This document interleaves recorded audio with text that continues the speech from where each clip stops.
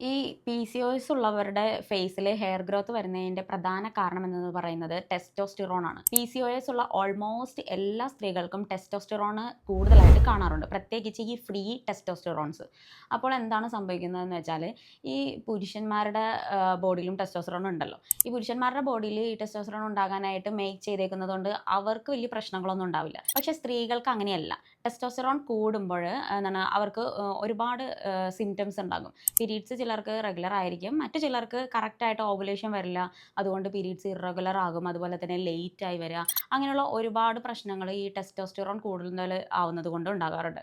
പിന്നെ ഈ ടെസ്റ്റോസ്റ്റിറോണിൻ്റെ effect mainly ബ്രെയിനിലും സ്കിന്നിലും ആണ് ഉണ്ടാകുന്നത്. സ്കിന്നിൽ ആണ് വരുമ്പോഴാണ് ഈ ഫേഷ്യൽ ഹെയർ ഗ്രോത്ത് ഉണ്ടാവുക, അതുപോലെ തന്നെ ഓയിൽ പ്രൊഡക്ഷൻ്റെ അളവ് കൂടും, പിമ്പിൾസ് വരാനായിട്ട് തുടങ്ങും. അതുപോലെ തന്നെ ബ്രെയിനിൽ ആണെങ്കിൽ ഇതിൻ്റെ സ്വാധീനം കൊണ്ട് irritability, mood swings, anxiety, socialisation, depression, ഇങ്ങനെയുള്ള ഒരുപാട് ലക്ഷണങ്ങൾ കാണാറുണ്ട്.